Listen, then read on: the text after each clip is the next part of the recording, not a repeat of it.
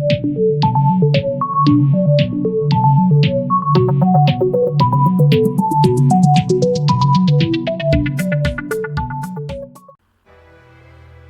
Missing Will by Agatha Christie.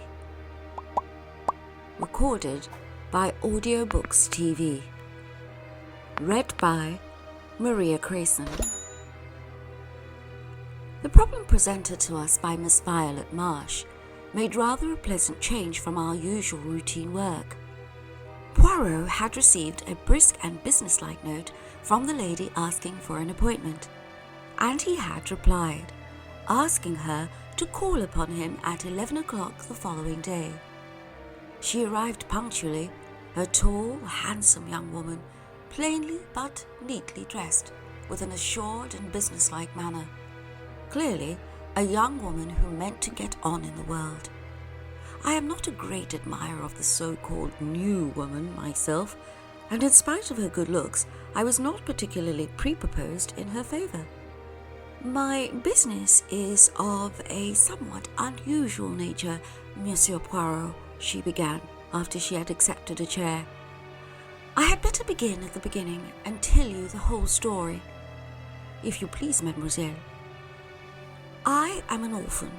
My father was one of 2 brothers, sons of a small yeoman farmer in Devonshire. The farm was a poor one, and the eldest brother, Andrew, emigrated to Australia, where he did very well indeed, and by means of successful speculation in land, became a very rich man. The younger brother, Roger, my father, had no leanings towards the agricultural life. He managed to educate himself a little and obtained a post as a clerk in a small firm. He married slightly above him. My mother was the daughter of a poor artist. My father died when I was 6 years old. When I was 14, my mother followed him to the grave. My only living relation then was my Uncle Andrew, who had recently returned from Australia and bought a small place in his native county, Crabtree Manor. He was exceedingly kind to his brother's orphan child, took me to live with him, and treated me in every way as though I were his own daughter. Crabtree Manor, she pursued, in spite of its name, is really an old farmhouse. Farming was in my uncle's blood, and he was intensely interested in various modern farming experiments. Although kindness itself to me, he had certain peculiar and deeply rooted ideas as to the upbringing of women. Himself a man of little or no education, though possessing remarkable shrewdness, he placed little value on what he called book knowledge. He was especially opposed to the education of women.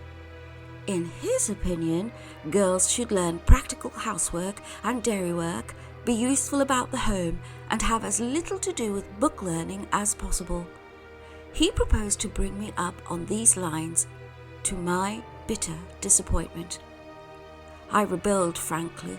I knew that I possessed a good brain and had absolutely no talent for domestic duties. My uncle and I had many bitter arguments on the subject, for though much attached to each other, we were both self-willed. I was lucky enough to win a scholarship, and up to a certain point was successful in getting my own way. The crisis arose when I resolved to go to Girton. I had a little money of my own, left me by my mother, and I was quite determined to make the best use of the gifts God had given me. I had one long final argument with my uncle. He put the facts plainly before me. He had no other relations, and he had intended me to be his sole heiress. As I have told you, he was a very rich man.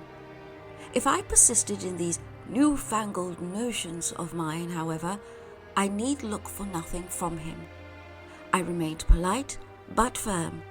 I should always be deeply attached to him, but I must lead my own life. We parted on that note. "You fancy your brains, my girl," were his last words. "I've no book learning, but for all that, I'll pit mine against yours any day. We'll see what we shall see." That was 9 years ago. I have stayed with him for a weekend occasionally, and our relations were perfectly amicable, though his views remained unaltered. He never referred to my having matriculated, nor to my Bachelor of Science. For the last 3 years his health had been failing, and a month ago he died. I'm now coming to the point of my visit. My uncle left a most extraordinary will. By its terms, Crabtree Manor and its contents are to be at my disposal for a year from his death, during which time my clever niece may prove her wits, the actual words run. At the end of that period, my wits having proved better than hers, the house and all my uncle's large fortune passed to various charitable institutions. "That is a little hard on you, mademoiselle," commented Poirot, "seeing that you were Mr. Marsh's only blood relation." "I do not look on it in that way. Uncle Andrew warned me fairly, and I chose my own path. Since I would not fall in with his wishes, he was at perfect liberty to leave his money to whom he pleased." "Was the will drawn up by a lawyer?"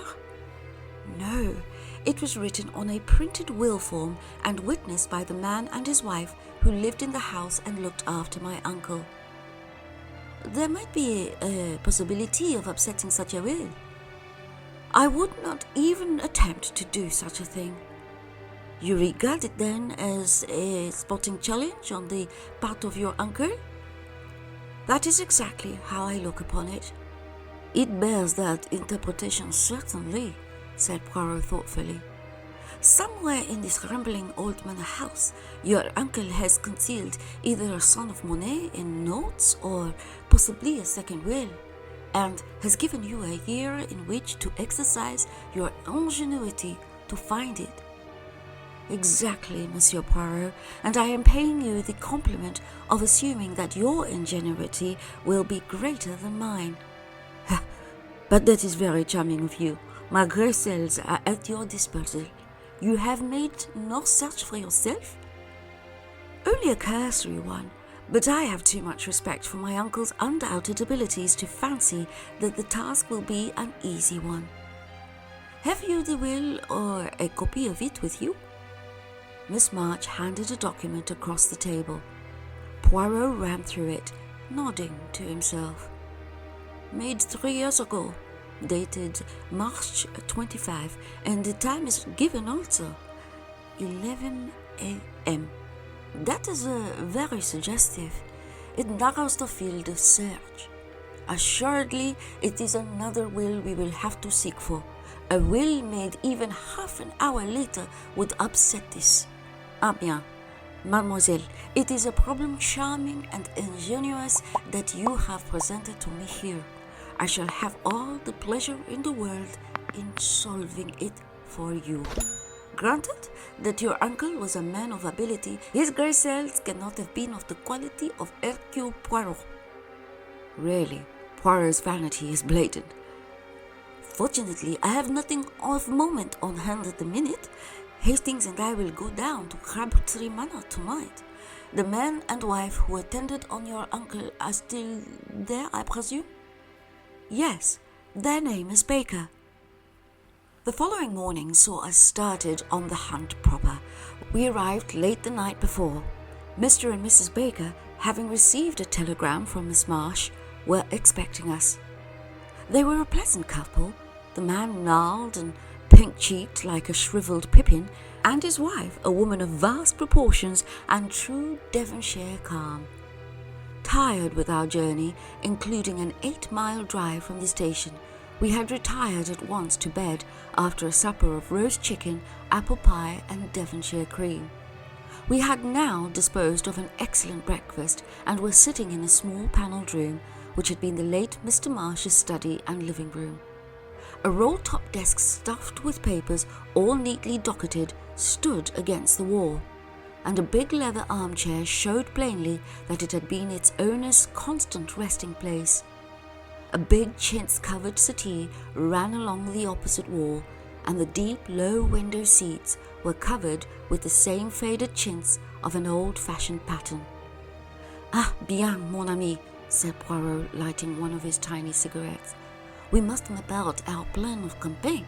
Already I have made a rough survey of the house, but I am of opinion that any dew will be found in this room. We shall have to go through the documents in the desk with meticulous care.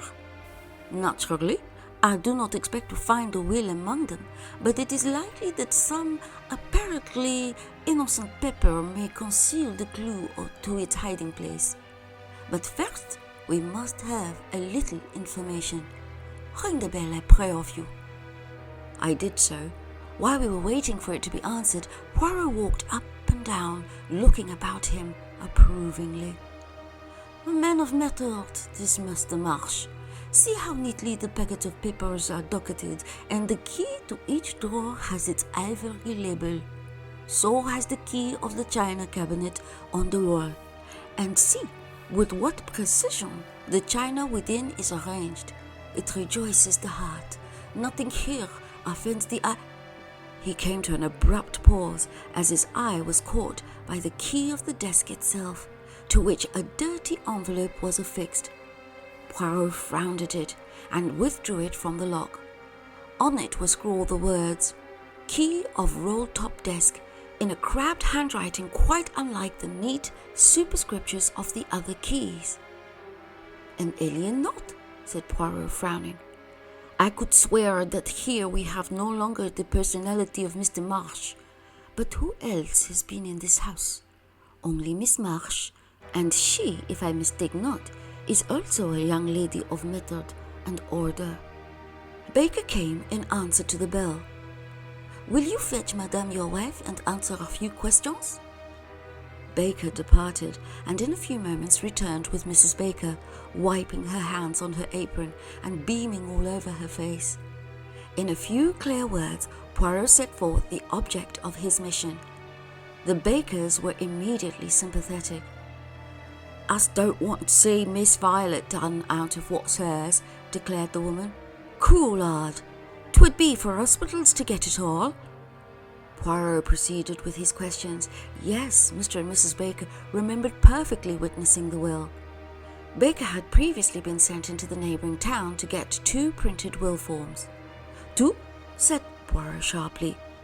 "Yes, sir, for safety like. I suppose in case he should spoil one, and sure enough he did so.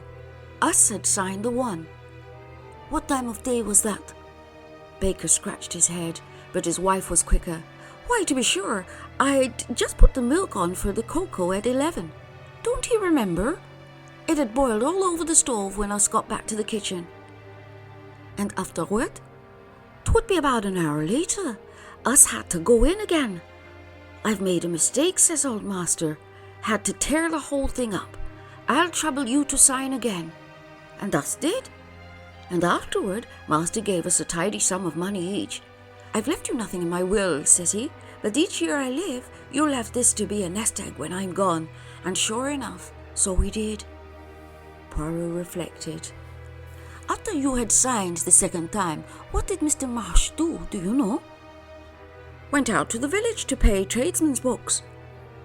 That did not seem very promising. Poirot tried another tack. He held out for the key of the desk. "Is that your master's writing?" I may have imagined it, but I fancied that a moment or two elapsed before Baker replied, "Yes, sir, it is." He's lying, I thought, but why? "Has your master let the house? Has there been any strangers in it during the last 3 years?" "No, sir." "No visitors?" "Only Miss Violet." "No strangers of any kind been inside this room?"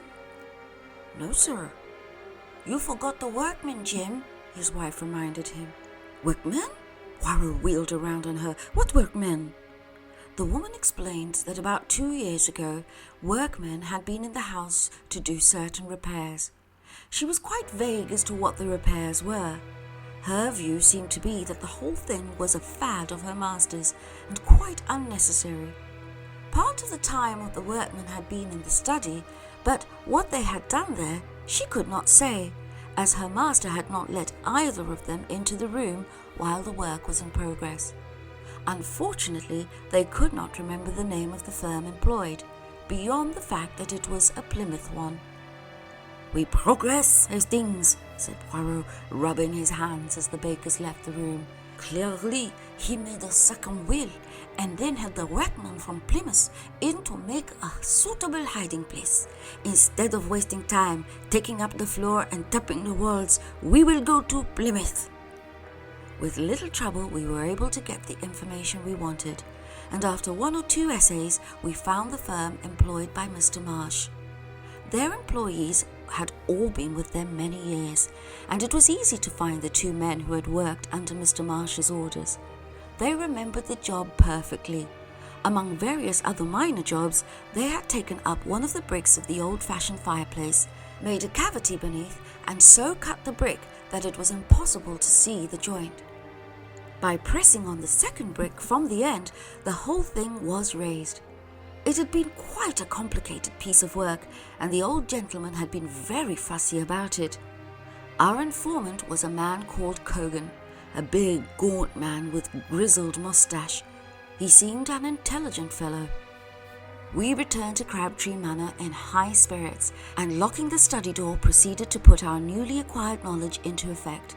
It was impossible to see any sign on the bricks, but when we pressed in the manner indicated, a deep cavity was at once disclosed.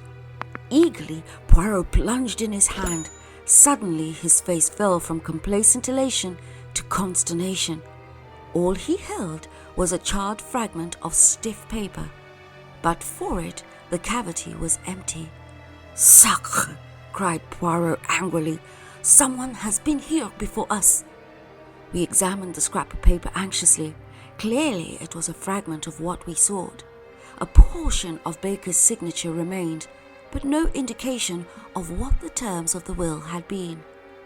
Poirot sat back on his heels. "I understand it not," he growled. "Who destroyed this, and what was their object?" "The Bakers," I suggested. "Pourquoi? Neither will make any provision for them, and they are more likely to be kept on with Miss Marsh than if the place became property of a hospital. How could it be to anyone's advantage to destroy the will? The hospital's benefit? Yes, but one cannot suspect institutions." "Perhaps the old man changed his mind and destroyed it himself," I suggested. Poirot rose to his feet, dusting his knees with his usual care. "That may be," he admitted. "One of our more sensible observations, Hastings. Well, we can do no more here. We have done all that mortal man can do. We have successfully pitted our wits against the late Andrew Marsh, but unfortunately his niece is no better off for our success." By driving to the station at once, we were able to catch a train to London, though not the principal express. Poirot was sad and dissatisfied. For my part, I was tired and dozed in a corner. Suddenly, as we were just moving out of Taunton, Poirot uttered a piercing squeal. "Vite, Hastings, awake and jump! But jump, I say!" Before I knew where I was, we were standing on the platform, bareheaded and minus our valises, while the train disappeared into the night. I was furious, but Poirot paid no attention. "Imbecile that I have been!" he cried. "Triple imbecile! Not again will I vaunt my little Gracels." "That's a good job at any rate," I said grumpily. "But what is this all about?" As usual, when following out his own ideas, he paid absolutely no attention to me. "The tradesmen's books! I have left them entirely out of account." "Yes, but where? Where?" "Never mind, I cannot be mistaken. We must return at once." Easier said than done. We managed to get a slow train to Exeter, and there Poirot hired a car. We arrived back at Crabtree Manor in the small hours of the morning. I pass over the bewilderment of the Bakers when we had at last aroused them. Paying no attention to anybody, Poirot strode at once to the study. "I have been not a triple imbecile, but 36 times one, my friend," he deigned to remark. "Now behold." Going straight to the desk, he drew out the key and detached the envelope from it. I stared at him stupidly. How could he possibly hope to find a big will form in that tiny envelope? With great care, he cut open the envelope, laying it out flat. Then he lighted the fire and held the plain inside surface of the envelope to the flame. In a few minutes, faint characters began to appear. "Look!" cried Poirot in triumph. I looked.